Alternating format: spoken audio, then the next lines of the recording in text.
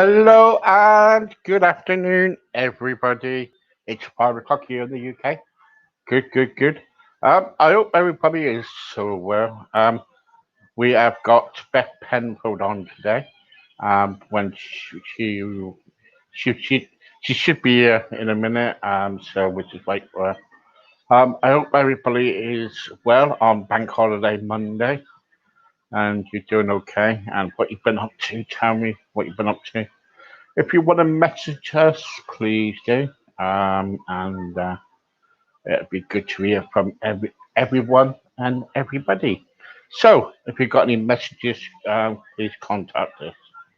Love to know what you're saying. And yeah, even if you have to come over and say hi and everything else like that. So, I'm just waiting for Beth. And I think we're going to be talking about uh, the present moment, you know, and it's a good subject, and hopefully you will enjoy it. Okay, then after that it'll be on 8 o'clock we got Susan Lee, and at past eight.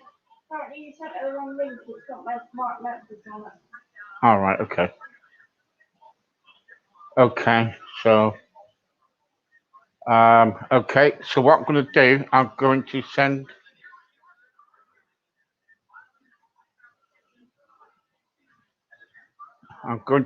Beth another link.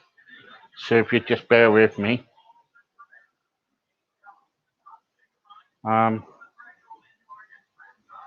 I'm just going to send Beth another link.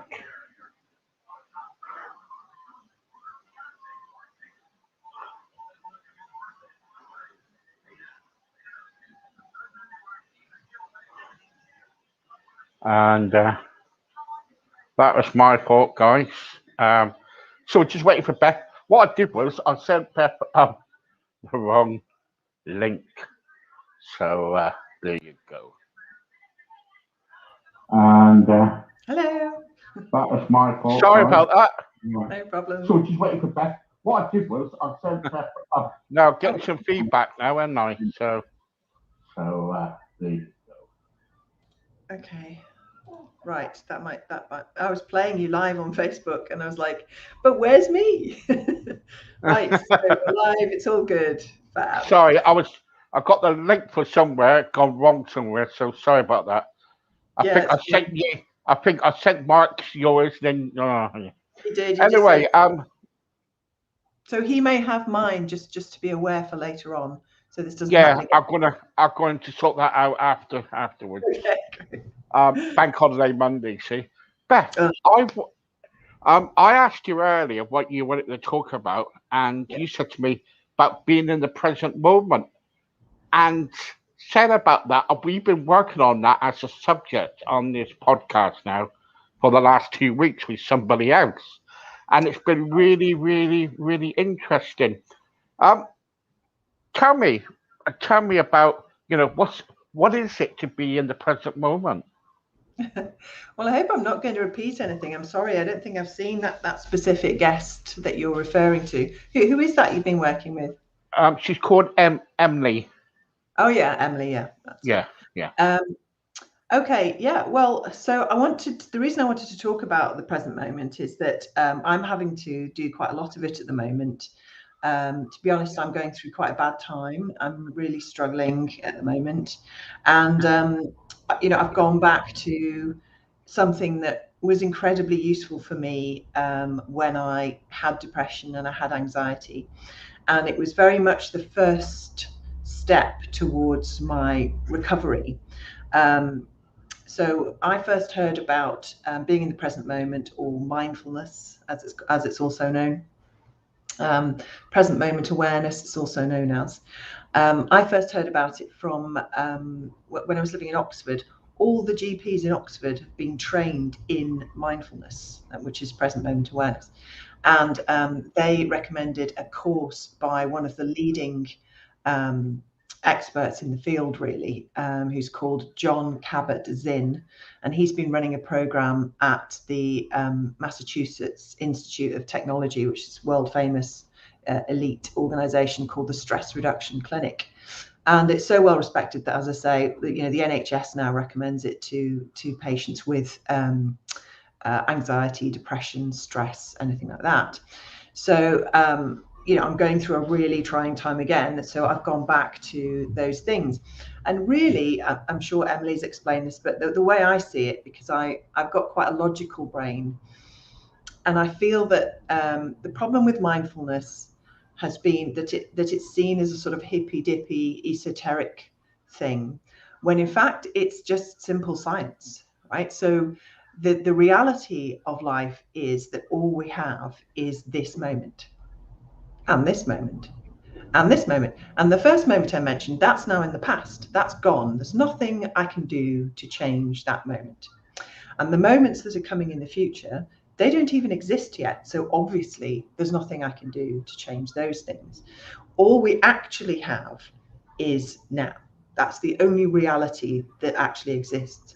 But what most of us spend most of our time doing is worrying about the past and being burdened by the past and replaying in our minds things that have happened, arguments that have happened, injustices that happened to us, things like that. And we replay them as if now, because the way our brains work, our limbic system, the oldest part of our mind, it can't tell the difference between something that you're remembering, something that you're imagining, and something that's actually happening now, right?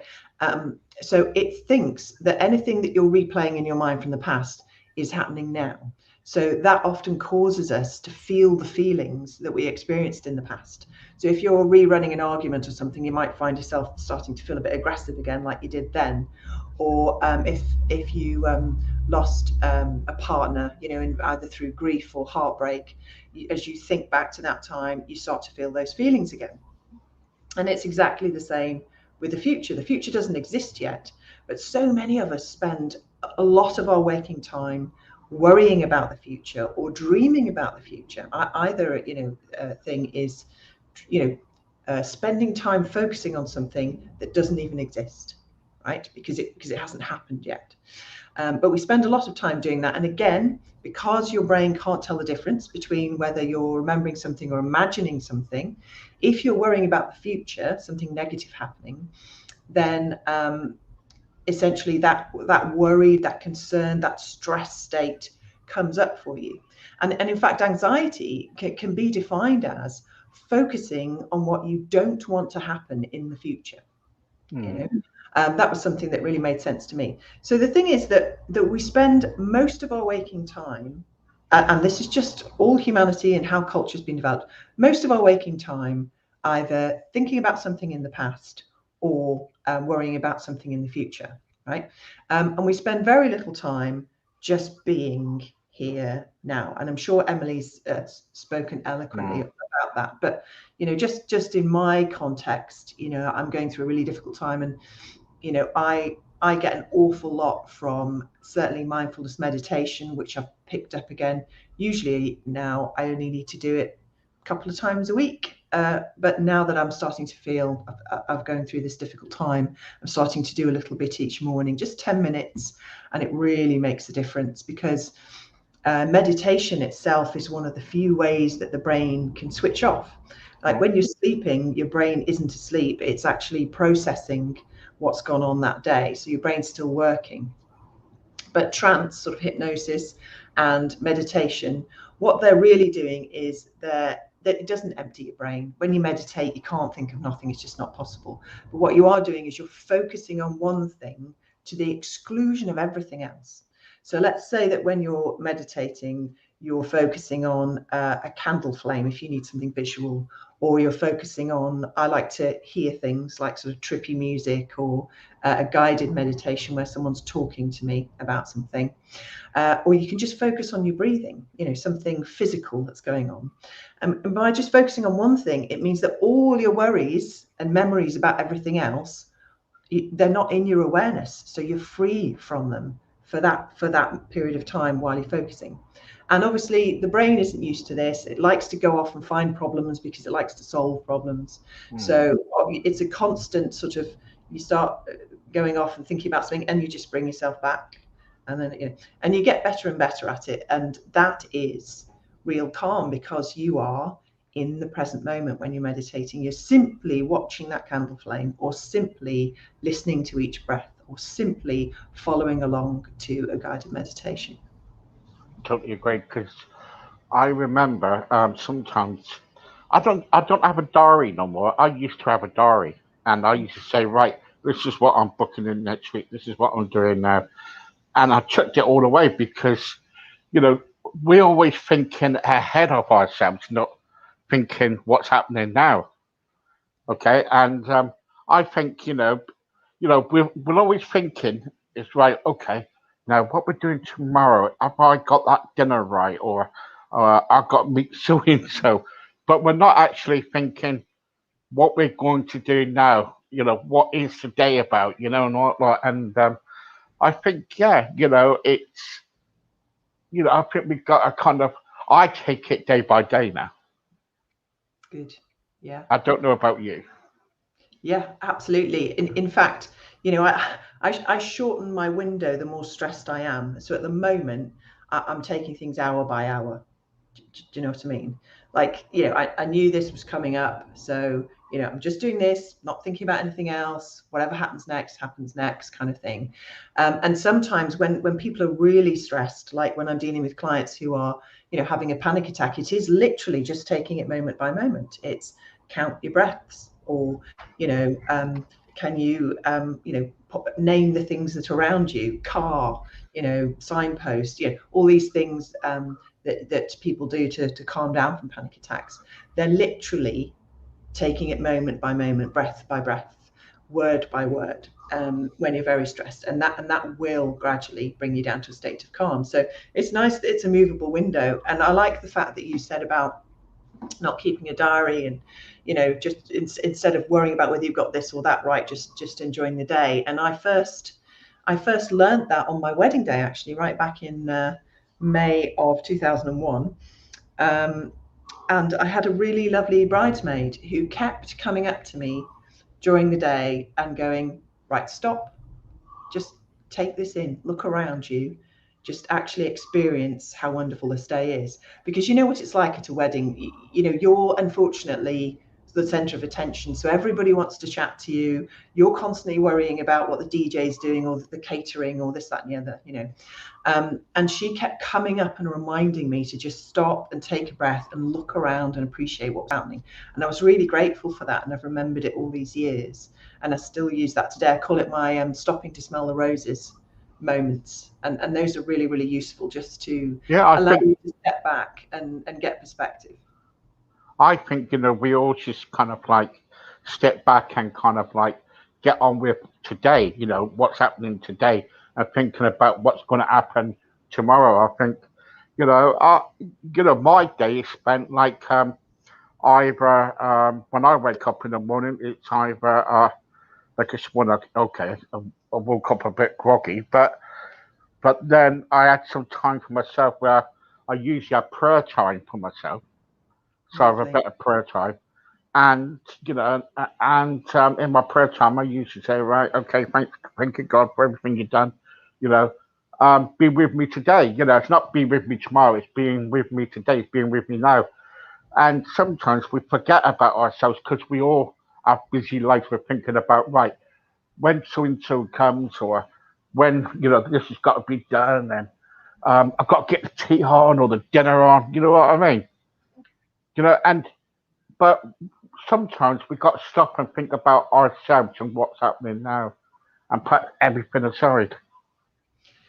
Yeah, and that's really hard to do. I mean, seeing as so much good stuff's been said already about being in the present moment, I might add a couple of things in as well that might hopefully be useful to those watching. So just other little techniques that I'm using to manage this bad time I'm going through. Essentially, my house sale's fallen through for the second time, and it turns out we've got massive structural problems with this house. Probably won't be able to sell it for ages, which means won't be able to get my divorce for another 6 months. Won't be able to move for another 6 months. My kids are really upset about it. It's just so much going on, and I've got like a really bad shoulder from. I think I'm holding a load of stress here, and I think essentially, even though I am the change coach, so I do like change. I think, change not happening, and I think also just having had to sit with this situation because of COVID, a situation that I should have been in for about 6 months. It's coming up on 2 years now, where it's been held back for various, legitimate, nothing you can do about it kind of reasons. And I think it's that combination of sort of long-term stress and uncertainty. Yeah. Plus, I think sort of like after a year of pursuing Plan A, I've now had to sort of put my brakes on and screech to a halt. And so have the kids, and so is my ex, so is my partner, so is everybody close to me. And we're having to now change direction to Plan B. So I'm going through a little kind of bumpy transmission, I think, while I transition from A to B. And I'll be fine in a week or so, but I'm just taking some extra special care of myself. And so, Well, you got to, because at the end of the day, if you don't look after yourself, if you don't look after yourself, you won't be able to look after others. You know what I mean? Well, that's it. You just made that point earlier about, it's hard for us to put time aside for ourselves. And I would say, yeah, especially if you are like, in my shoes, where I'm a single mum with 2 kids, one of whom is sort of got an ongoing illness, and I run my own business, and I'm trying to move house and get divorced and stuff. It is difficult. But so one of the things I'd like to sort of share is two of the other key tools that I'm using at the moment to get me through is, one of them is gratitude practice. I think possibly I've spoken about that before on the podcast. I'm sure some of your guests have. It's really helpful. I'm not suggesting that anybody paints on a face and goes, oh, be grateful for this and sort of like stop moaning kind of thing. But it is literally calming and useful sometimes to admit that you're not feeling great, but at the same time think to yourself, well, at least I've got a roof over my head, and my kids are safe. They might not be that happy at the moment, but it's kind of first world problems and happiness. And I've only got first world problems, and there's a lot to appreciate. It kind of calms me down. It's not the same as sort of toxic positivity where I sort of go, oh yes, everything's fine. Yes, it isn't fine for me right now. but looking for some of the nicer things about my life and just keeping that sort of perspective, I think, to offset the things I'm currently whinging to everybody about is a healthy balance, I think. So gratitude practice is great, and it's just something you can do either sort of last thing at night, first thing in the morning. Just think of 3 things that you're grateful for. Just start with that. I'm sure you do that as part of your prayer. You thank God for the things that you do have, and then you ask him to help you with some other stuff too, kind of thing. And that's essentially the same sort of process. Is that something you can relate to? Yeah. I've kind of like, I just have better prayer time, and I just, say thank you, God, that I've got my home, my life, my wife, my family, and everything. And I remember last week I was going through a really, really bad time, and really bad time. And I thought to myself, and I was reading some scripture talking about the birds and everything, finding food and stuff, because we're so kind of like so wound up in life, we kind of like we try to help other people, and we're doing everything we can, but eventually, we're going to run out of juice. You know what I mean? Every one of us. And I got reminded last week, the how about the birds out there? Every day they've got a search for food, they've got a search for shelter, they've got a search for everything. And we're so lucky. We got shelter, we got food, Yeah, and we are. I know it's typical saying about birds and everything like that, but it's just a kind of like example. But what I'm trying to say is that I think we need to be grateful for what we have, Yeah, and I can feel your pain, because when you say like you say oh well, I've my house has gone through about twice now, and um and things like that is terrible when things happen like that. That is really terrible. Then about divorce and things like that, and And you must, as a counsellor, you must get really, really stressed out. Um, do you find kind of like when you get stressed out, do you find it difficult kind of helping other people too? Do you put a face on when people come through your door? No, not anymore. Okay, so there's two different things. So I used to worry in sort of, when you run your own business and you make little videos where you talk about stuff and this that, and the other. I know you've seen Yeah, some of yeah. mine on YouTube and whatever. And I used to worry about admitting sometimes when I was struggling with stuff like now. I mean, I'm very lucky it doesn't happen that often because when you manage your mind, basically, a lot of things that maybe come up on some people's radar, they don't come up so much on mine. But I used to think, oh no, if I look like I don't have everything sorted, how on earth am I supposed to help other people? But after a while, I realized that actually it's much better to be authentic. That the only thing to do is to just be you, because the clients that come to me like the fact that I am me. Really, I mean, anyone can offer NLP. There are loads of life coaches, but the clients I have want specifically to work with me. And I realized that I don't have to know everything, and I don't have to have everything sorted in my life.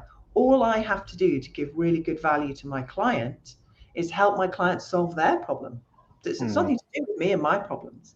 And I have to say that uh, when I'm facing clients and like when I'm doing this, I actually feel positive because I do get a massive, quite almost selfish kick out of helping. You see, that's my jam, as the Americans say, is I actually like doing that. So I find that giving time to clients and all that is therapeutic.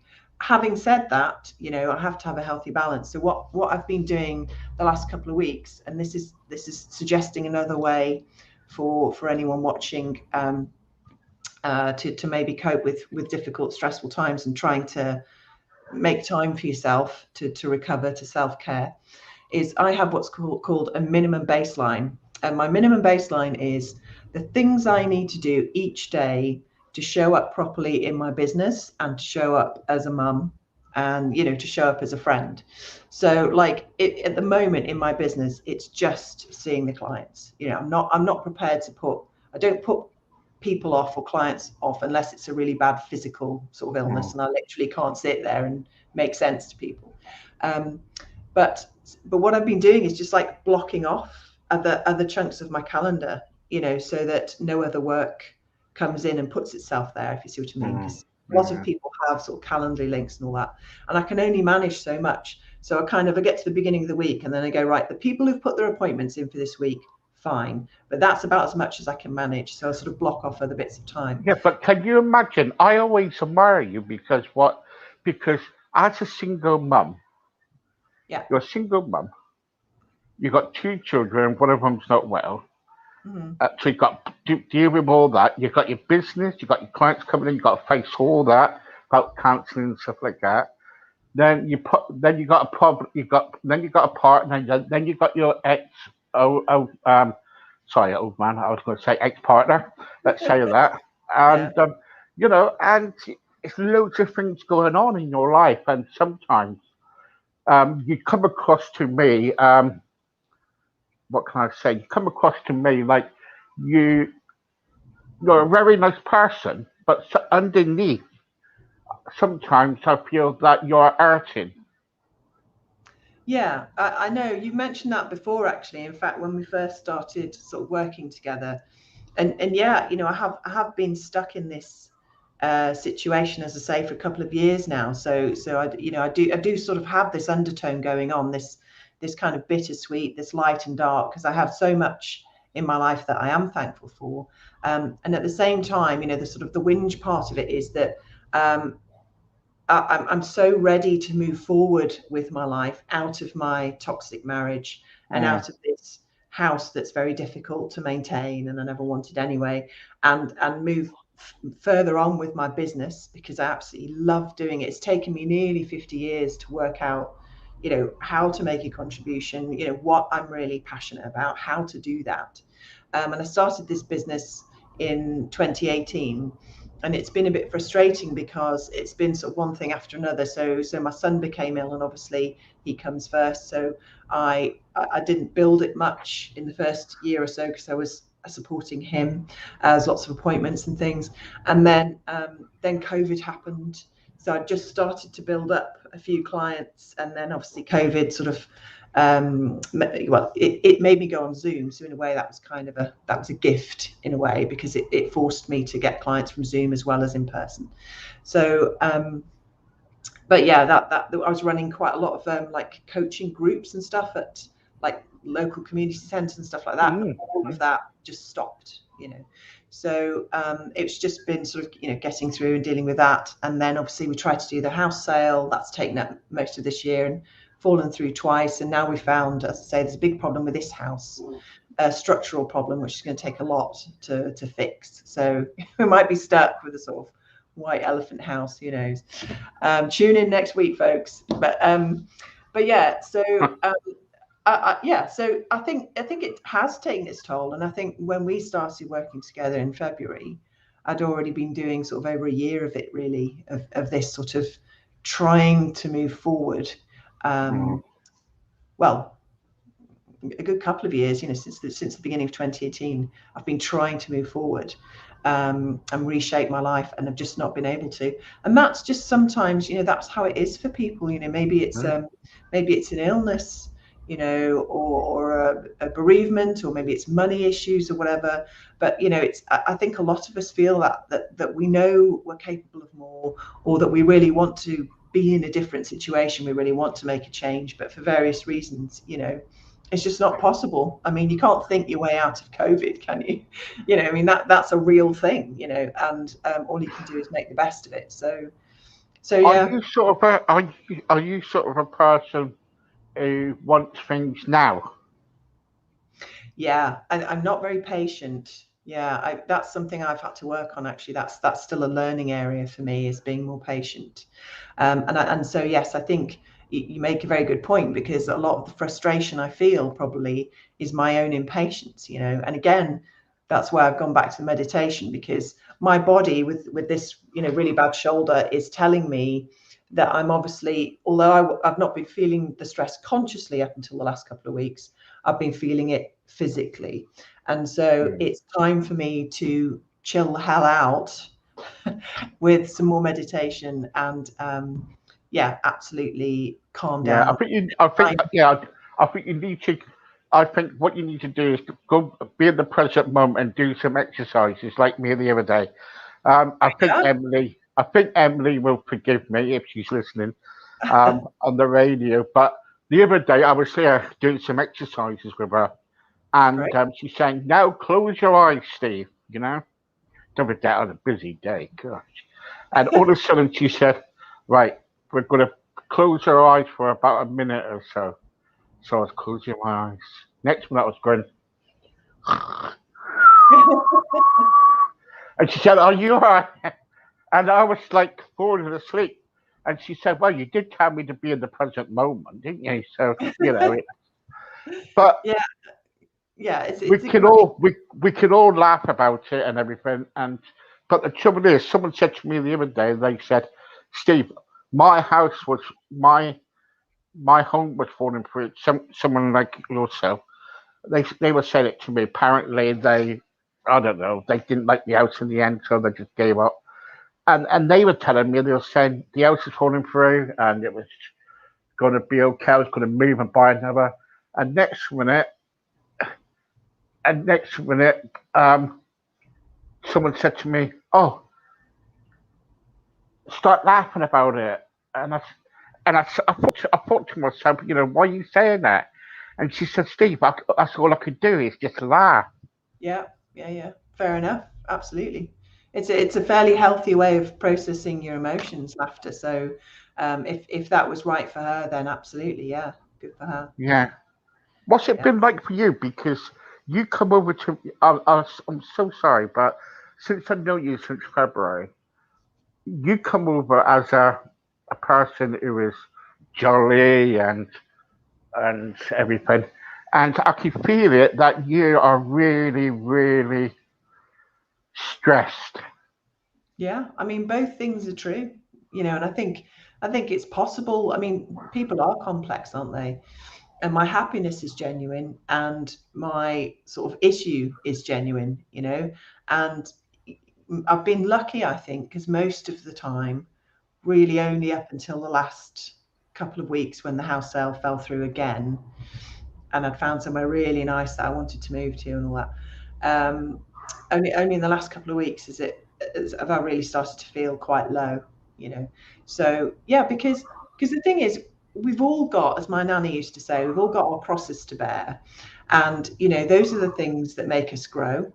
And it's totally possible to have stuff, health problems or job issues or anxiety, and still at the same time be happy, feel content, feel at peace. It's possible to do both, and thank goodness, because if we were just consumed with our problems and weren't able to find that peace and balance either through prayer or meditation or gratitude practice, any of these things, or great relationships.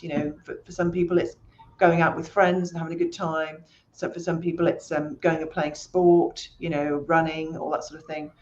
Yoga, I do quite a lot of yoga as well. Again, I'd let that slide in the last few weeks. I'm picking that back up and doing half an hour in the evenings.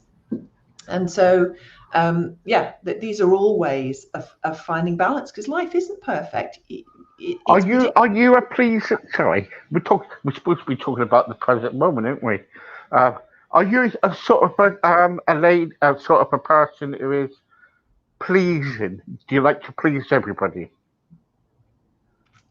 Yeah, no, I stopped being a people pleaser. Yeah, that's a mugs game, that, I reckon. Yeah. So I don't not everybody likes me, I don't think, because I am quite frank. I just, I'm frank, I'm truthful, I'm honest. And yeah, that's not everybody's cup of tea.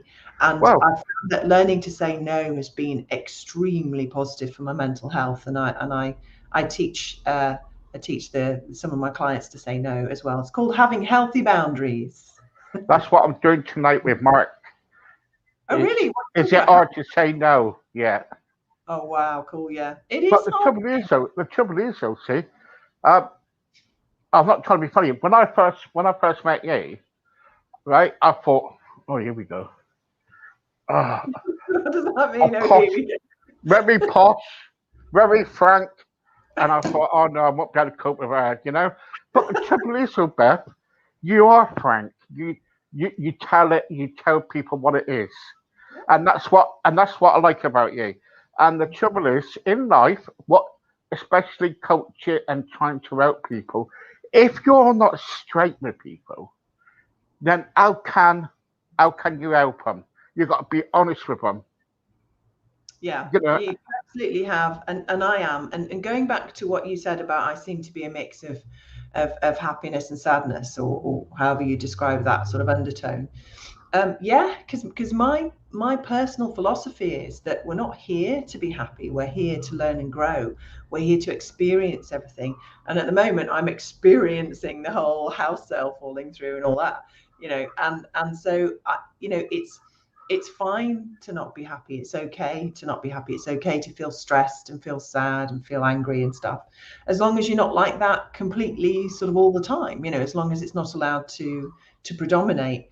And I think, if we have a balance where there are times and moments in the week, in the day, where we feel happy and at peace and content, then fine. If we're feeling bad stuff too, then that's just part of life, isn't it? Because you can't have every part of your life going perfectly. It just doesn't work that way. And for okay, me, rather than seeking happiness, I seek peace and contentment. yeah, yeah. I got a message here. Hi Beth, my name's Pauline. I usually watch Steve, but I've been going through bad things in my life, especially divorce. Oh, yeah. My husband unfortunately was very violent to me. I am trying to get on with my life at this moment in time, and thank you about the message about being in the moment. When I get stressed out, I just try to calm myself down, sit down, and do some breathing exercises. Especially Brilliant. when you've got children in hand, you need them. Laugh out loud. But at the end of the day, Beth, we're all human beings. We do hurt, and the healing process is being in the moment. Is to try to heal ourselves before we can carry on. And Absolutely. it is so, isn't it? Yeah, yeah. And yeah, yeah. It's okay to Um, hurt, it's okay to be stressed, and it's okay to take the time to heal ourselves and be whole again. Yeah. Nice one, yeah, Steve. Well put. yeah. And Kate says, where is it to Kate? Where's the Facebook? Oh yeah, sorry. Uh, hi Steve. Kate here. How are you? Um, thank you very much for this. Can you ask Beth? How does she deal with stress? Sometimes, if I'm stressed out, I usually bang on the door and walk out. I'm sure there's other ways. Laugh out loud. Well, there are other ways, but how do you deal with stress? Well, That's there are made me myriad. laugh.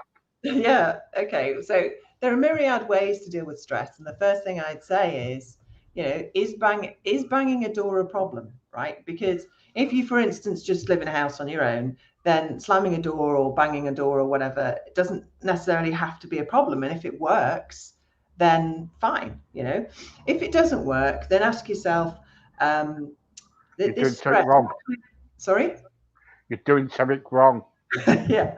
Well, yeah, if it is a problem, like it's upsetting people or too noisy or whatever, or hurting your hand, I don't know how she's banging it or whether she's slamming it or banging it, but um, then think about what kind of energy is coming out of you when you're doing that. Is it frustration? Is it anger? Is it, I mean, I know she's describing it as stress, but often stress, I think particularly in women, is usually something that's internalized. So I would suggest that you check in with yourself about what emotion you're actually expressing, and think about the fact that all stress, when you actually take a physical action to deal with stress, then what you're doing is you're trying to channel that stressed energy out of yourself, like almost like a conductor, like a lightning conductor. So if you're naturally choosing to do that rather than sitting down and breathing like Pauline does, right, then fine. But think of a more positive way to do that. So what other physical thing could you do to help you release that energy? So maybe, go for a run. I often do quite a bit of dancing in my bedroom. I just put my headphones on, and I lock the bedroom door so the kids don't come in and point and laugh at me jiggling up and down with no sound.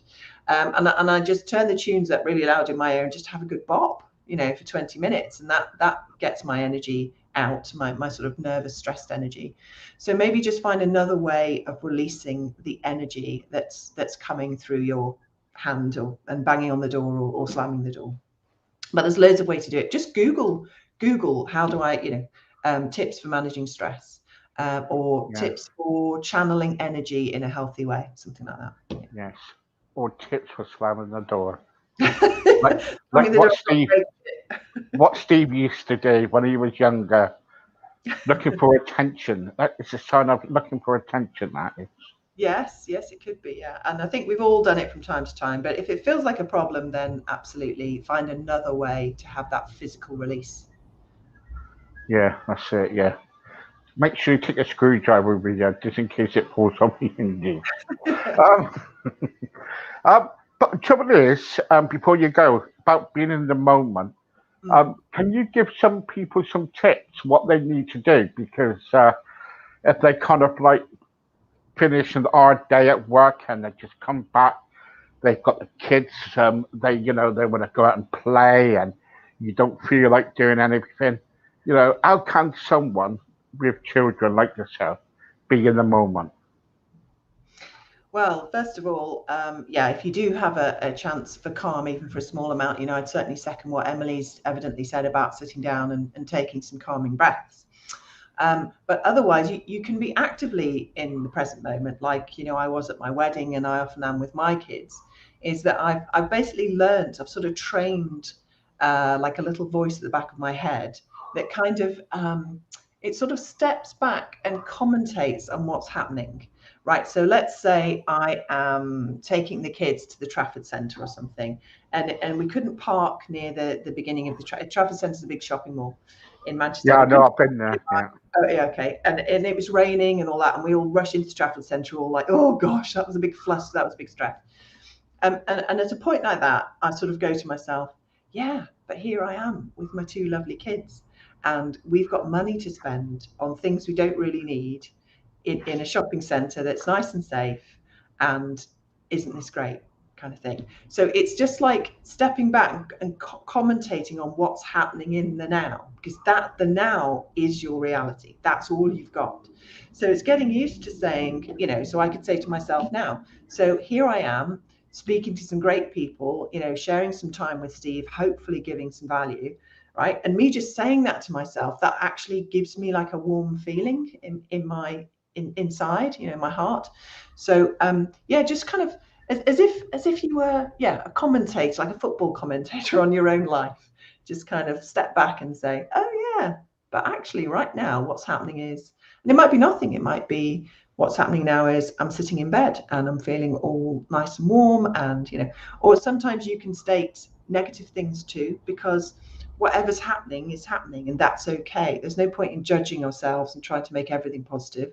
You could say, like I said this morning, I've woken up and I'm nice and warm in bed, but I just don't know how I'm going to get out of bed, And so I ended up doing some meditation. Then I got out of bed and had a nice shower, and I was all right. I wasn't fine. I wasn't happy, smiley Julie Andrews, but I was able to get on with the day. So yeah. Well done. Thank you so much for that. And because at the end of the day, everyone, we're all human, and I feel some of us, we have so many busy lives. We do so much. And I want to tell you a little story before I go about the Trafford Centre. I was on a coach trip once. Yeah. I was on a coach trip once to in Blackpool, no, Manchester. Yeah. And we were going to Coronation Street. And I think I've seen a picture of you and your wife there on the set. Yeah. And what happened was we went to the Trafford Centre, and I thought, oh, we're going to go some shopping. I can get a Man United shirt because I'm a Man United supporter. And oh no, what we had to do, we had to find the is it the aquarium show? The water aquarium? Yes, the Sea Life Centre, yeah. Sea Life Centre, that's it. And someone said, oh, there's a Sea Life Centre there. But don't forget, guys, there was a coach waiting for us outside. So we thought, oh, I hope we're not going to miss our coach and all this like. So anyway, off we go. We're going around kind of like the Sea Life Centre. Michelle's there, like looking at everything, and I'm there looking at and I'm thinking, oh no, my Man United shirt. I won't have time to go and get it. and next week, time came up. We kind of like got down to the coach, got in, and I didn't get my Man United shirt. But what I did get is this: that what